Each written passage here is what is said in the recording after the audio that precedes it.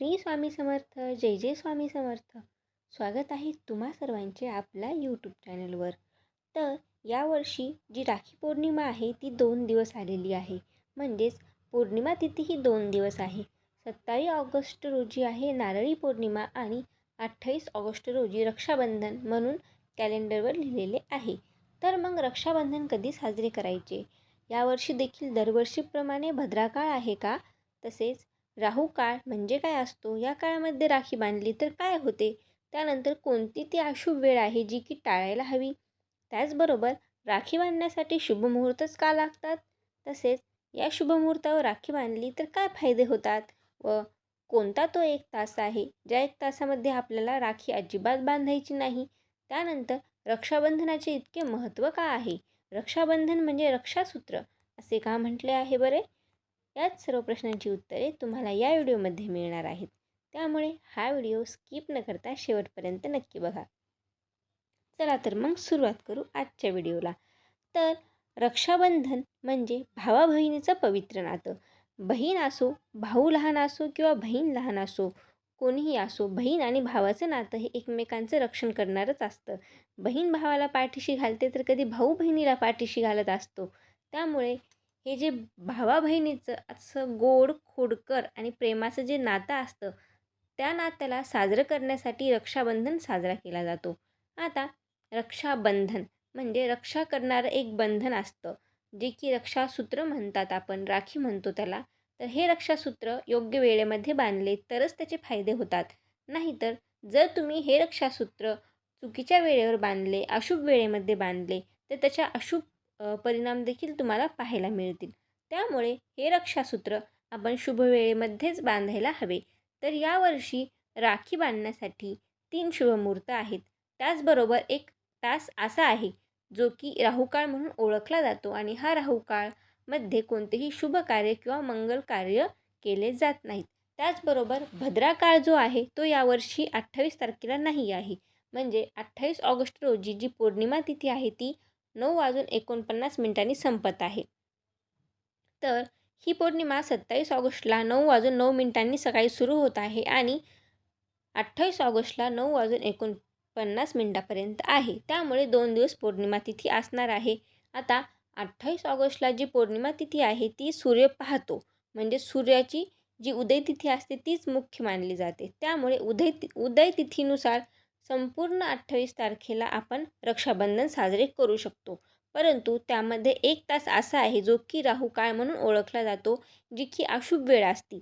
या अशुभ वेळेमध्ये आपल्याला चुकून देखील राखी बांधायची नाही. भलेही कितीही घाई असो किंवा काहीही असो, परंतु या एक तासामध्ये रक्षासूत्र राखी बांधली जाऊ नये याची काळजी आपल्याला घ्यायची आहे. आता 28 ऑगस्टला 9:49 पौर्णिमा आहे. त्यामुळे नक्कीच सकाळचा जो शुभमुहूर्त आहे तो अतिशय खास आहे, जो की 5:30 वाजल्यापासून ते 9:30 वाजेपर्यंत आहे. या वेळेमध्ये जर तुम्ही राखी बांधली तर अतिशय शुभ तुमच्या आयुष्यामध्ये म्हणजे तुमच्या भावाच्या आणि तुमच्या नात्यामध्ये गोडवा बनून राहील. त्याचबरोबर सुख, समृद्धी, आनंद आणि दीर्घायुष्य तुमच्या भावाला लाभेल. त्यामुळे जर तुम्ही या वेळेमध्ये राखी बांधू शकलात तर अतिशय शुभ. परंतु जर तुम्हाला या वेळेमध्ये राखी बांधणे शक्य नाही झाले तर अजून 2 शुभ मुहूर्त आहेत ज्या वेळेला तुम्ही राखी बांधू शकता. आता सर्वात प्रथम तर आपण राखी बांधण्यासाठीचे जे 3 शुभ मुहूर्त आहोत ते माहीत करून घेऊया. तर पहिला जो शुभ मुहूर्त आहे तो आहे सकाळी 6:36 पासून ते 9:45. तर या शुभ वेळेत राखी बांधणे अतिशय शुभ आहे.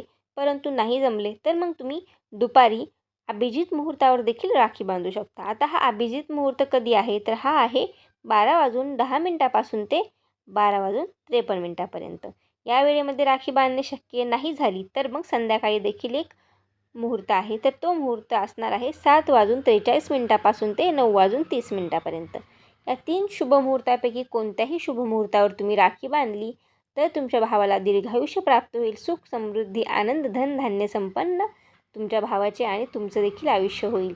त्यामुळे या 3 शुभ मुहूर्तापैकी एका शुभ मुहूर्तावर राखी बांधा, रक्षासूत्र बांधा. आपल्या भावांविषयी आपल्या ज्या काही भावना आहेत त्या व्यक्त करण्यासाठी हा रक्षाबंधन साजरा केला जातो. तो अतिशय आनंदाने आणि उत्साहाने साजरा करावा. आता सर्वात महत्त्वाचे आणि अतिशय दक्षतापूर्वक काळजी घेण्यासारखी गोष्ट म्हणजे राहू काळ. तर आता संपूर्ण 28 ऑगस्टला दिवसभर आपण राखी बांधू शकतो. त्याचे 3 शुभमुहूर्त देखील मी तुम्हाला सांगितले. परंतु राहू काळ कधी आहे? तर हा राहू काळ आहे 10:54 ते दुपारी 12:02 जर तुम्ही या काळात राखी बांधली तर ते अतिशय अशुभ मानले जाते. त्यामुळे शक्यतो हा 1 तास टाळून तुम्ही नंतर कधी देखील राखी बांधू शकता. राहू काळामध्ये शक्यतो राखी बांधणे टाळावे. आता त्याचबरोबर यावर्षी रक्षाबंधनच्या दिवशी शतभिषा नक्षत्र आणि अतिगंड योग असे 2 दुर्मिळ योग जुळून आलेले आहेत. त्यामुळे हे रक्षाबंधन अतिशय शुभ बनले आहे. या दिवशी जर तुम्ही तुमच्या भावाला राखी बांधली तर ते अतिशय शुभ मानले जाईल. तर मी या व्हिडिओमध्ये सांगितल्याप्रमाणे या 3 शुभ मुहूर्तापैकी एका शुभ मुहूर्तावर तुम्ही तुमच्या भावांना राखी बांधावी, रक्षासूत्र बांधावे. तुमचे रक्षण तुमचा भाऊ करेल. तसेच तुम्ही ज्या दैवताला आराध्य दैवत मानता किंवा ज्या देवाविषयी तुमच्या मनामध्ये श्रद्धा आहे तो देव देखील तुमच्या भावासारखा तुमच्या कायम पाठीशी उभा असतो. कोणत्याही संकटात, कोणत्याही दुःखात त्या देवाची साथ तुम्हाला असते. त्यामुळे नक्कीच तुम्ही एक राखी, एक रक्षासूत्र त्या देवाला देखील अर्पण करावे. आता तुम्ही जर गणपती बाप्पांना मानत असाल तर गणपती बाप्पांना तुम्ही रक्षासूत्र, राखी नक्की बांधा. स्वामी समर्थ महाराजांना मानत असाल तर महाराजांच्या चरणी एक राखी नक्की अर्पण करा. त्यानंतर जे मारुती राया आहेत ते कलियुगामध्ये मारुती राया हे आहेत, म्हणजे त्यांना अमर होण्याचं म्हणजे ते चिरायू आहेत. त्यामुळे ते कोणत्याही काळामध्ये जिवंत आहेत. म्हणजे जे मारुती राया आहेत ते सदैव आपले रक्षण करत असतात. त्यामुळे एक राखी, एक रक्षासूत्र मारुती रायाच्या चरणी देखील तुम्ही नक्की अर्पण करा. अशा प्रकारे यावर्षीची जी राखी पौर्णिमा आहे ती अगदी आनंदाने, उत्साहाने आणि भक्तीने साजरी करा. तर आशा करते तुम्हाला या व्हिडिओमध्ये सांगितलेली माहिती आवडली असेल, पटली असेल आणि नक्कीच तुम्ही हा राहू काळ टाळून तुमच्या रक्षाबंधन हा सण साजरा कराल. आणि जर तुम्हाला राखी बांधणे या दिवशी शक्य नाही झाले तर तुम्ही पोळ्यापर्यंत म्हणजे अमावस्येपर्यंत कधीही तुमच्या भावाला राखी बांधू शकता. परंतु रक्षाबंधनाच्या दिवसाला अतिशय महत्त्व आहे. या दिवशी राखी बांधणे शक्य झाले तर या दिवशी राखी बांधावी. आता आशा करते की तुम्हाला ही संपूर्ण माहिती पटली असेल. जर तुम्हाला हा व्हिडिओ आवडला असेल, व्हिडिओला लाईक करा, चॅनलला सबस्क्राईब करा आणि जास्तीत जास्त बहिणींसोबत व जास्तीत जास्त लोकांसोबत हा व्हिडिओ शेअर देखील करा. तर पुन्हा भेटू अशाच माहितीपूर्ण आणि आध्यात्मिक व्हिडिओसोबत. तोपर्यंत तुम्हा सर्वांना श्री स्वामी समर्थ, जय जय स्वामी समर्थ आणि रक्षाबंधनाच्या हार्दिक शुभेच्छा.